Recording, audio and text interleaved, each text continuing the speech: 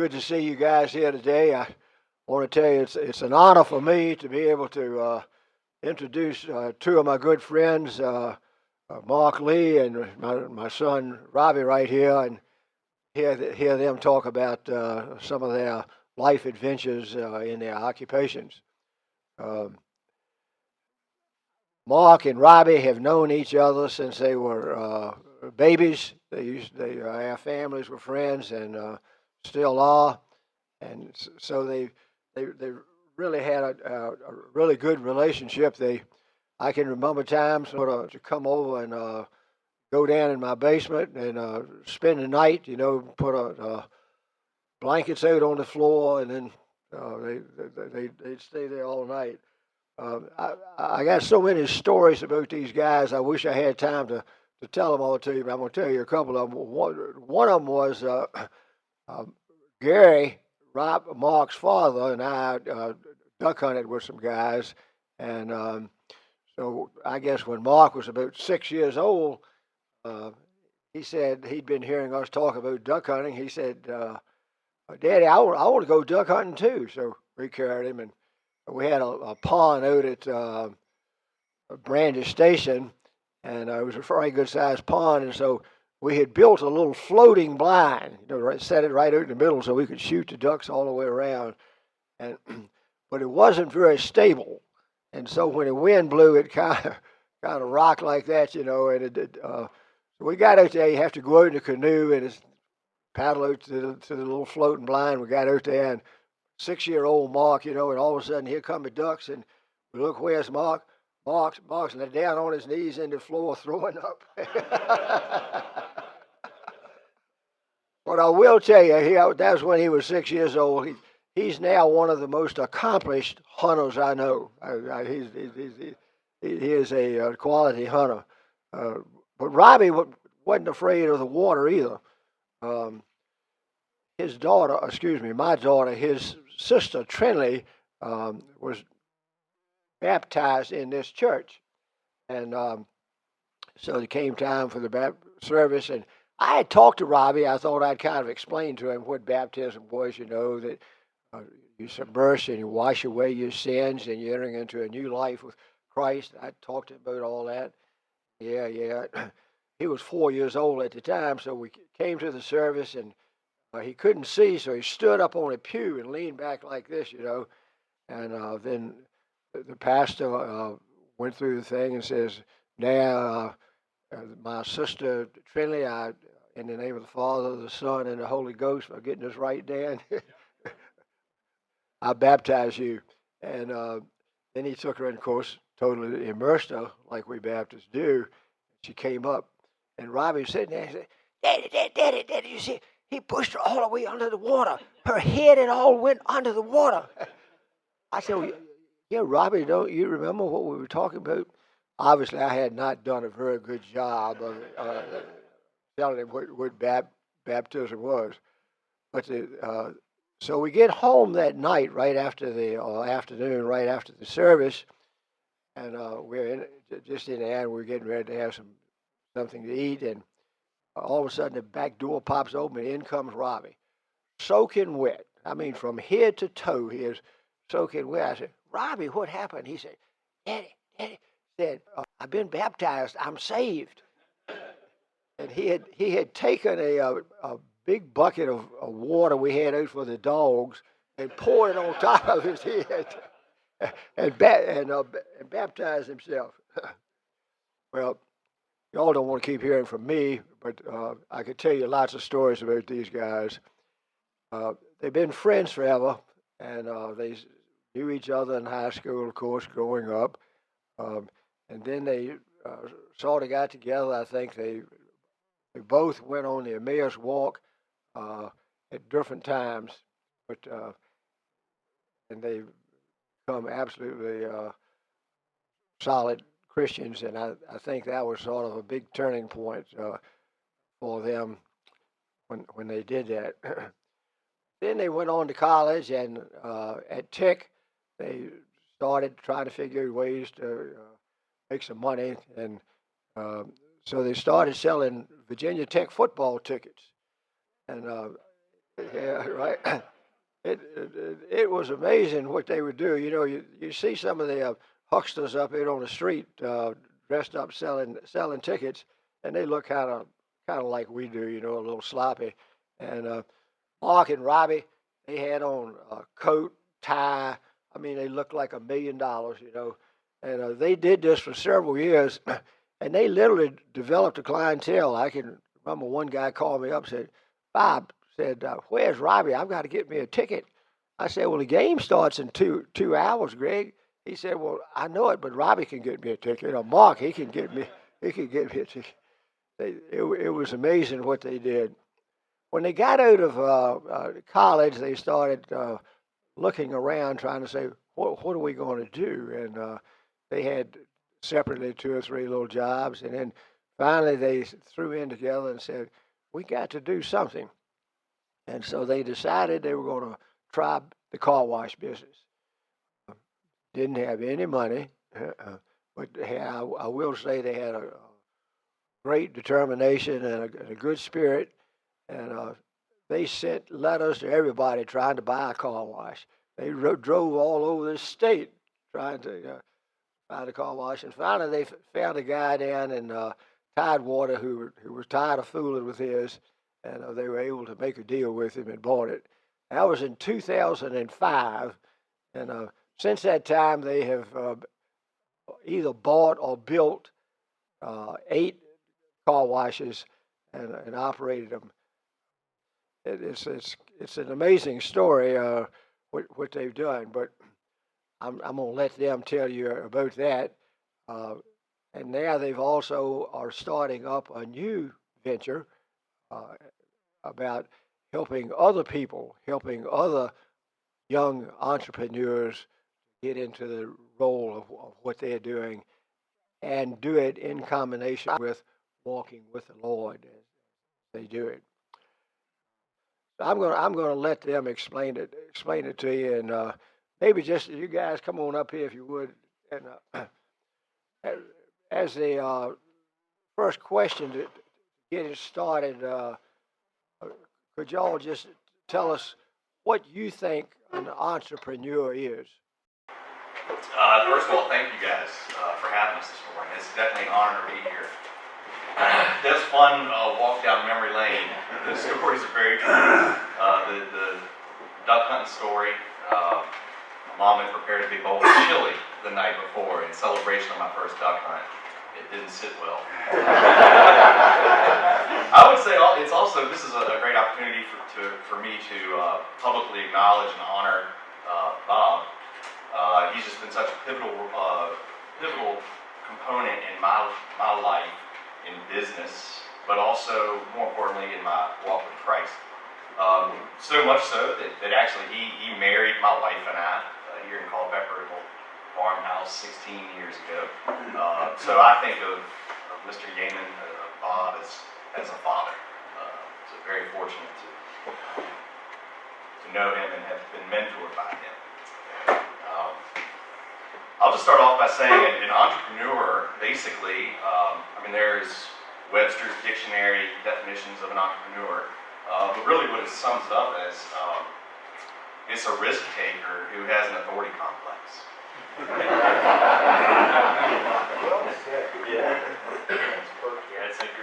That's a good start, Mark. It's special for me to be back here. I grew up in this church, and God did a whole lot in me in this church. And I remember coming to help my dad do cook biscuits when I was 6 years old in that kitchen. The floor is still the same. Mostly, so it's neat to be here and just see friends from across the community. This seems more like a communal thing than just a church thing, which is often how God works. So entrepreneurs. Yeah, if you think back when we were settling the West, when the country was brand new, entrepreneurs they were like the pioneers who were wanting to go out into unknown territory and find something new. So they were the ones who would go out and kind of find a new town and keep on moving, rather than they always think about the future and don't always do so well with the present or the past, but they're kind of always moving.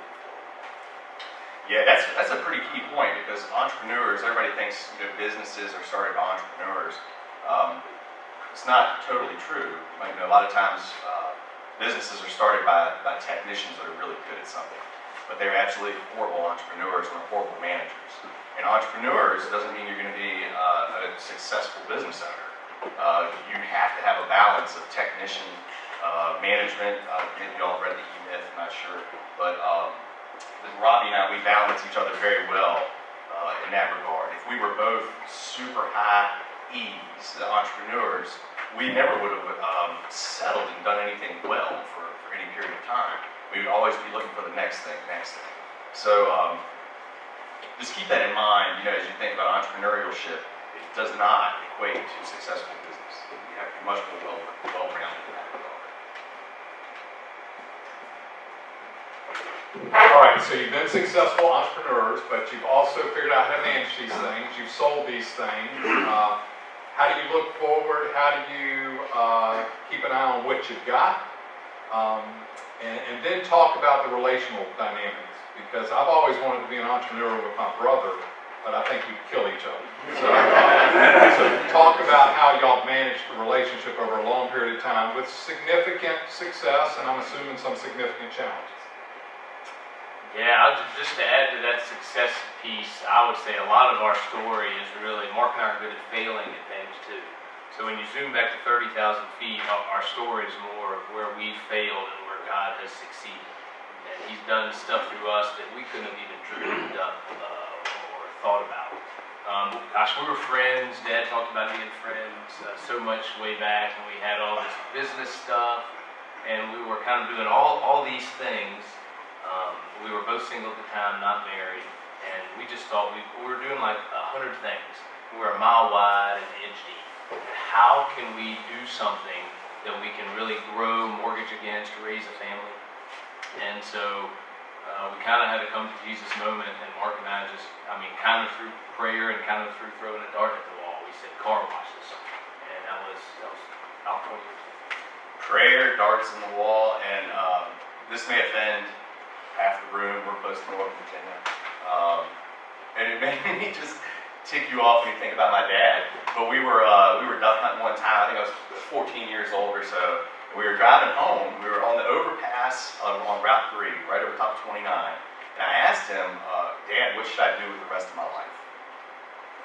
He said, son, I don't know what you're going to do with the rest of your life. But if you ever work for the government, I'll disown you. Obviously, our fathers shape so much. If you have a good father, they're so important in shaping who you really are. If you don't have a father, that shapes who you are as well. So, our fathers pointed us towards the private sector and towards growth, personal growth. So, Robbie, I'll tell this story on him. He has somewhat of a pat answer when somebody asks us what it's like to be in business partnership with one another. And the answer is it's marriage without sex. You have to be able to resolve conflict. You have to be able to openly communicate with one another, to value one another's idea higher than your own in a value, and then come to unity. I will say that so the marriage without sex is very appropriate. We were in a meeting at our accountant's office. My dad was our accountant for years. He retired, and then we stayed with that firm. And they were bringing in a new girl to work on our stuff. And there's 4 or 5 of us in this little conference room. And the girl says, Robbie, what's it like to be in business relationship with Mark? What's that like? And you know the pat answer. Well, he said it's like sex without marriage. It was just a slip of the tongue. So we've had so much fun over the years joking about that. But, Mark, you jumped on that one. somehow I remember that. You gotta be careful in this where, people say, hey, how do y'all know each other? Say we're partners. Whoa, business partners. It is something being partners. Mark and I have talked about, we basically built these 2 car wash chains and sold them, which we had no plans to do at the time. We're just kind of doing the stuff we were And it seems like in partnership, not everybody can do it, but when we win, the highs are twice as high. But if you lose, it's only half as bad. You know, when you have a partner to walk with, and it's also supposed to be that way, walking with Christ, that intimate, close place. And God has done a lot in Mark and I in business and failing and succeeding.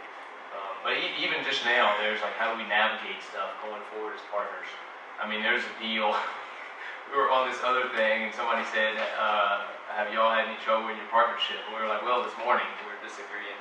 And then so we joked about it outside walking in, and Mark said, you know, that's still not resolved. But there's just this piece of land that could really be something. And I think we could really do something and raise it up and raise somebody up. And Mark's like, you're right, that's great insight. However, because of strategically where we're moving, how this is going, I don't think we should do it. It poses too many problems. Then the cost would be too great and the benefits. So just working through that and praying through that, and you have to be open to one another. And it's much more like, you get in a direction in your mind. Gosh, even in this world that's so politically polarized, and you can just go so much further if you just think, this other person who I'm talking to has some perspective that's very valuable to offer. Let me just listen. Let me listen for a little bit. And that mindset carried us along the way in partnership. Yeah, I mean, and this one issue that we're talking about here, this piece of land we're talking about, even right now, like I'm analyzing what he's saying, he's analyzing what I'm saying. It's not fully resolved, but we just value each other's points of view. So it's not always copacetic. We're not always fully aligned with the direction we're going. But with lots of prayer and hearing each other, you get there. All right. I want to ask a question in like 20 parts. I want to talk ministry. So people like me find people like you in our church, and our job is to ask you to write checks. Right? You've been successful in business, and maybe serve on the finance committee, but that's window dressing. What we're asking is for checks. Right? That's how we run this thing. I want you all to talk about your ministry journey through the car wash. I think you discovered some things just being in the marketplace that allowed your faith to come out. So I want you to talk about that aspect, how ministry is a part of your business. It's not a subset. It is core to your business idea that is connected to the church. I want you to talk about a church like this, and most people in this room probably grew up or are a part of a church like this. So one of the things that I will often hear is, boy, your church is so traditional and it's so stuck, and I quickly correct them and tell them, you have no idea what you're talking about, and I'll rattle off about 6 entrepreneurial things this church has done that has changed the world, right? But we do have a gap between churches like this and people like you. So help us think through closing that gap. And so I think I'm now on the 6th part of this question. There was a time and a day that people like you would have been in some way steered towards vocational ministry. Okay? We left that era. And we say to really change the world, you got to go do business. And I'm thrilled that you've done that. But I would also say there needs to be a return to a vocational ministry model. And so one of the things I often like to say to people like you is, okay, you made money, maybe you made enough money. What's the vocational ministry piece? How do you reinvest in the church outside of writing a check? And I think the renewal movement in our country and maybe in our world is going to happen when less people like me and more people like you all are re-engaged in church and leadership levels. So talk about all of that in about 10 minutes. Let me start. Okay. Just the thought about ministry and business, or business as ministry. It's something to think about there. And I'm gonna let Mark take a little turn there. But when we've done a lot of thinking and work on how do you use your business as a platform for ministry. Because where did Jesus do most of the miracles? In the temple? In the marketplace. Because in the marketplace is where you have connection to everybody right now today. And so when Mark and I got in the car wash business, it's like, did we get in it? Like, we are really going to do some ministry. Like, that was the furthest thing from our thought. We thought, I think we can, make a little money here and grow a little real estate something. And then God is working in us, and so you do that for about 2 years. And it's like, I think God should be part of this thing too somehow. I wonder how we would do that. And so we started along with that. I want to pause real quick and just say it's so cool, Nick, that you're here. Because you're sitting here thinking, no, I knew these guys in high school. There's no way what they did. That they operate their business as a ministry. And at that time, you'd be 100% accurate. but Christ changes lives. So we were encouraged to have a mission statement for our business. And everything we did, how you handle the customers, to how you handle your finances, how you handle your bankers, your lawyers, etc., you filter through that mission statement. And we've had 3 of them over the past 20 years. And the first one was, in this car wash business, we seek to love our neighbor as Christ first loved us by providing excellent service and a convenient experience. So everyone is our neighbor at the car wash. And we realized after a few years of trying to build our own empire that God had given us this platform. He gave it to us. So why wouldn't we, as good as He is to us, why wouldn't we want to then use that platform for His glory? And it's not just to write a check. That's fine. Christ's love for you and His goodness for you compels you to give. That's great. But I also be very careful with Christian business owners. We are the most solicited people on the planet. And it's exhausting. And you can push away your business owners in your church very quickly. They can go into hiding. So that's something you just have to keep in mind when you're talking about this issue. Mark, can you share kind of what we did do at the car washes over time? We got a goal. Yeah, so we've had the opportunity to pray with our customers, pray with, remember a mother specifically whose child is dying, praying for that lady in the parking lot, praying for the guy who was in the Navy who was going through an awful divorce. We had a big sign. The building was 30 feet wide. The sign was about 20 feet wide right as you pull into the entrance of the car wash. And it said, this water will clean you temporarily, but there's living water that will clean you eternally.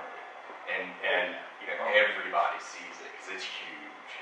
And a big component of our revenue was membership model, recurring revenue.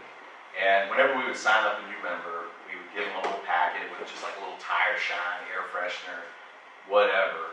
But there would always be a Gospel of John included in that. It's from the Pocket Testament League. Basically, that you get your logo on the front, and the inside cover of it is our testimony. People always ask us, how'd you get into the car wash business? Well, that was the first page. And hopefully it'll handing people the Gospel of John. That was just one way we could reach the masses for Christ. Corporate chaplains. Oh yeah, corporate chaplain.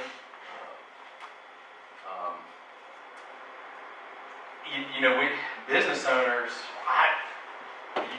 for whatever reason, you get kind of elevated in society, right or wrong. And but it does give you entree into other avenues. Serving on boards of nonprofits, serving in the church, what have you. So it does give you a sphere of influence that other people may not have. And we've been able to use that for God's glory as well. And as you run a business, a lot of people think, okay, I'm running this business, this is great. Let me be honest and let me tithe. And let me just propose to you that if that's the main thing the business is doing, they are grossly underutilizing their platform. Billy Graham had a platform. Dan has a platform. As a business owner, you have a platform. The question is, what are you saying? Are you saying be honest and tithe? Because a whole lot of the non-believing world does that. But if you think of every relationship you have, every customer, every employee, every stakeholder, including all the vendors, including your bankers, and including people who come through your car wash, who are ticked off at you and write this awful Google review and then put it on Facebook, it matters how you respond. And you have, as a business owner, we have a platform. Are you saying with everything you got, we care about you and we want to see the kingdom break through this business, that lives might be changed? Christ did it in the marketplace. Or are we saying, be honest and tithe? And so that was a tough thing for Mark, because we had honest and tithe, well, we had honest and about half tithe. And then, you get moving in that direction. And what God's done, I mean, we had the last little string, we had a bunch of the tunnel car washes. With each customer, you get about 3 minutes, their windows off and up, and they're just coming through real fast. But do you have any idea how many people came to our car wash who had a big fight with their spouse that morning, or who were racked with anxiety and pain? And just have that mindset that we have the platform to reach out, and a lot of times it was just in a smile and a wave. A lot of times it was just not common, but uncommon kindness. And you do little things like that, and you get opportunities to pray for somebody whose marriage is falling apart, or who has an epileptic seizure at the car wash. And you get the one employee to call 911, and then you go hold their neck and pray for them. Opportunity. If you've thought about it ahead of time and you're ready, opportunities are everywhere if you're looking for them. So we started off the car wash thinking of real estate. That was kind of the long-term goal. But the reality is we needed gas money. We needed money for rent. So we needed the business on the real estate to pay the bills. Where was I going? Real estate. We needed. I might come back to that. It was a good point that just slipped away. Just thinking about the church. I think okay, everybody knows God wired everybody differently, right? Like there are different types of personalities. There's the old Myers-Briggs, the current trendy thing, which is kind of actually old. It's called the Enneagram. Where is your 9 personalities on that? And probably one of the most basic ones I would suggest comes from Ephesians 4. And some people call it the fivefold. But it said Christ gave these gifts to those in his church. And it says apostles, prophets, evangelists, pastors, teachers. Apostles, prophets, evangelists, pastors, teachers. Let me ask you, of all those right there, what 2 gifts do you think have been elevated in church the past 100 years?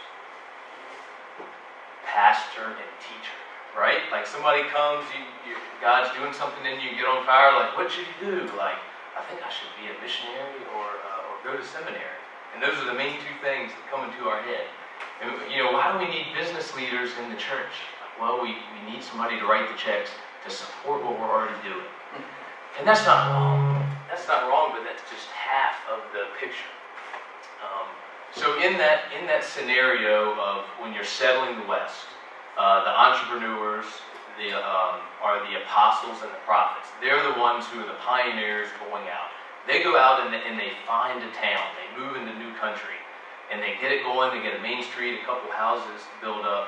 And what happens? A couple settlers come behind and they say, this is a pretty good town, but you don't really have a church or a school here. And you know what the apostle or entrepreneur pioneer says? He said, that's a really good idea, but I don't have time to do that. I've got to go on and find the next town. So you see, without settlers and pioneers working together, they both need each other desperately. In the church, they desperately need each other. So if you have, what the church often says, if you've ever heard, and this might hurt someone, I hope not, but you think, we can't do anything else because we just have to take care of the people who are here already. And that's not a wrong thought, but that's only half of it. There's a growth piece, and so I believe we need entrepreneurs, apostles, prophets in the church as part of what you're doing, and that have an equal voice, not just to write a check for what you're already doing, but to start new things. And if you have a church run just by by settlers, by pastors and teachers, they're going to do a great job of taking care of the people who are there, and they're not going to do a lot of outreach. And if you get a lot of these new church plants, which are great, which are full of apostles, entrepreneurs, what they're going to do, if you only have apostles in the leadership, they keep coming up with new ideas over and over, and you just burn everybody out. And that also goes south. You need both together. And it's hard because we're wired so differently. And so what has happened traditionally is Mark and I have been pushed to the outskirts of the church. A lot of entrepreneurs have. And so they end up going to the parachurch world where they have freedom to thrive rather than being plugged in and part of the church. That's accurate. I don't have a lot to add to that. I mean, that sums it up a lot. What I was going to say, getting back to the one point that I lost, is I'm not sure Robbie and I really care about cleaning cars. My truck outside is a prime example of I couldn't care less about car washes. For us, it was a means to an end. And the end was service. And with excellence. Changing somebody's day just by smiling and waving at them. When I would hire somebody at, $10 an hour, $12.50 an hour, it's hard to convince that person that's standing in a tunnel getting wet all day doing this, telling somebody to put it in neutral, is fulfilling, because it's not. But you can, when they realize they have the power to change somebody's life with that interaction, that gets us excited, serving, and which kind of is going to lead into what our new venture will be. Dan, looks like you might have a question. No, that's what I want you to talk about. Sure. So we basically liquidated everything over the past few years. We didn't plan to. Did not plan to. The industry has changed so drastically with private equity groups coming in and buying up all these car washes. We were fortunate enough, it's totally God's time, and Robbie and I are totally not smart enough to orchestrate what happened. We're just very fortunate. And mom and pops are basically going by the wayside in the car wash business. So it's kind of like, okay, well, how do we use this as a platform to spring us into the next thing? And what is that next thing? So through much prayer, we've heard God speak that we do currently have a little bit of influence and something to offer with 20 years of business experience. So would you like to tell them that? It's mostly just for young guys and girls coming up who are in the same place we were, but maybe they didn't have fathers like we had. And maybe they didn't have the right mindset. But people who God wired to massively succeed in business or in growth. It can be in different ways. So our new mission statement is to help young entrepreneurs be who God created them to be. So Mark and I are kind of going back towards, it's basically we're the SBA is a Small Business Administration, and it started with a great idea and thought. Of course, it's run by the government, so it's a bit inefficient. But Mark and I want to be the Christian SBA. We want to help finance and grow somebody, but it'll come along with 2 years of discipleship and mentorship and coaching from us. Or some people said, it sounds like what you want to do is be the Christian Shark Tank. Like, yeah, that's kind of. Yeah, of course we're not funding just purely business ideas. I mean, we're real estate guys. I think that's for us. Real estate is where we grew our wealth and had value when we sold. So we're trying to make sure that these young entrepreneurs, it's got to be real estate based business. All right, and churches with incredible amount of assets want to invest in what you're doing. We need to get there, but I'm not going to chase that rabbit right now. What questions do you all have that you'd like to ask? And I might restate them into a microphone, but who has a question as we kind of... Just a quick one, which of you is which? Which is the E and which is the... We're both entrepreneurs. Mark is a building team, and I'm more like as an entrepreneur, an apostle or entrepreneur can do anything for a year. When it actually comes to managing people, I'm poor. I think about the next idea and I leave things needed to be attended to. So Mark is very high on the entrepreneur, but he's also able to build a team. So we were kind of able to be together. Just just we complemented our skills, complemented each other. He's great with your degree in tech was finance or Business econ. business econ. I was natural resource recreation. I hunted and fishing. My baptism into business was selling tickets at Virginia Tech. It taught me everything I knew about business. Yeah, Phil. I'm a retired college professor and I've taught entrepreneurship.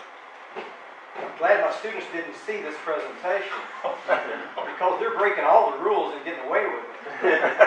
I told my students, do not form a partnership. That's an invitation for failure, and you've proven that it can work once in a while. The second question is absentee management. If you bought your first unit at Tidewater, and you're willing to take that risk. And I told my students to avoid absentee management. So how could it work for you folks when it doesn't work for most entrepreneurs? Your idea, I think that you have pretty two sound foundational places you started already. I mean, partnerships do often fall apart like restaurants, but every now and then they can really succeed. And absentee ownership is a recipe for success. But Mark and I moved there, and we didn't have barely any money when we started, but we moved there. Both our phone numbers are still 757. We moved there and rented a little dinky apartment right by the car wash, and we drove old cars, and we poured everything we had back into business, and we made it work. So you avoided absentee management. Oh, yes. You said recipe for success. It's a recipe for disaster. Right. Yeah, you're absolutely right. I remember early on when Robbie and I were getting started, sitting with my dad in his office, and he just cautiously saying, business partnerships very rarely work. Robbie and I, from the early age of 6 on up, knew how to trust each other with a firearm standing next to each other while we're hunting. So we could trust each other on that level.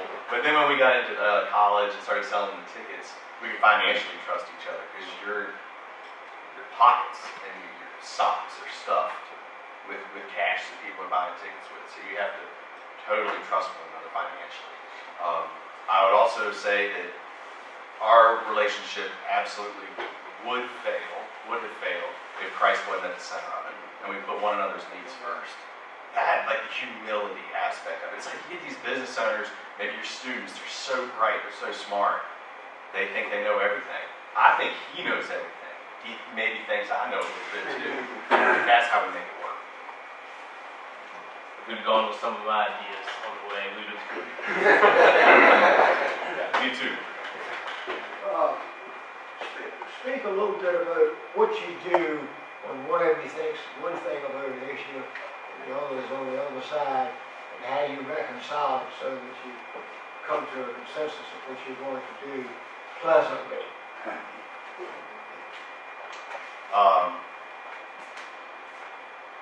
When Robbie and I go to buy a car or buy a new dog or a new gun, whatever, new pair of shoes, we research everything to the nth degree. And in that same vein, Robbie and I talk about every option, every possible avenue that we are aware of that could happen if we make a certain move. And so we just openly explore what would happen. We sit for hours, for weeks, and talk about these issues. That's how we come about, agreement. And two things I would say: civility and the same mission. If you are actually on the same mission and have the same values, and you're moving in the same direction, it'll work. And with civility, we have a lot of contentious things in our society right now.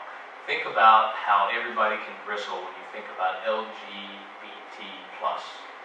But you never get somewhere without grace and truth, and you always need civility. And I mean, there are a bunch of broken people out there who are so sexually confused, who need to be loved by their neighbor like Christ loves them, which is just almost infinite. So civility comes down to, it's easy to talk nice when you're up front here about civility, but how civil am I when I'm with my wife and I'm so ticked off at her? That's where it comes down. And in the same way, marriage without sex, when I just know we ought to buy this piece of land, and Mark's like, I don't think so. How civil am I? And you move in that direction, you have the same mission, God works it. All right, one more question, and then we'll kind of wrap up and let you talk. How did you come up with the capital for your first purchase of the car wash? The National Bank of Dad. We had like no money. We would have never, I think eventually, although we might have failed multiple times, ended up homeless, I don't know. But our dads co-signed the note when we first started. And once we got going, we were able to refinance and pay them off in a couple years. But without that initial jump, that our dads put us decades ahead by that. And that's the same thing we're looking to do for other young men and women who have what it takes. So if you know anybody. You had a question for me. Yeah, no, and just kind of more personal question too. Thanks for sharing. You had mentioned this, like your partnership, like this time and energy, it requires the attention almost like a marriage. How did you guys, what did that look like in caring well for your family and balancing that tension of you're invested in this mission, but also recognizing that God has called you to love your family and your kids and that? Man, that's a great question. And I think, if I'm speaking honestly, I think there are times when my wife is probably jealous of how openly Robbie and I have been communicating. I'm serious, Robbie and I did come into a new position of life about 2 years ago when we sold everything. And, we've had a tremendous amount of time with our families since then. But if you don't make that a priority when you're poor and when you don't have time, you're not going to make it a priority when you're rich and you have time. So don't think that money is going to change you, or money and freedom is going to change you for the better. And you have to work on those disciplines and principles when it's hard. And so family, we came from good families, so that was modeled for us. And you were the priority and value. I don't know where to go with that. We have an unbelievable, unfair start to everybody else. Both of our parents stayed married, and both of our sets of grandparents stayed married. And that's so uncommon today. It is just the start of what God has for marriage. And a lot of times I'm more interested in my priorities or my preferences than God's priority in marriage. So you just have to take it and hold it up to Him. But Mark and I believe God put us together for such a time as this. So you kind of both are highly important. Thank you guys for being with us today. This has been great. We appreciate your time and Thank you.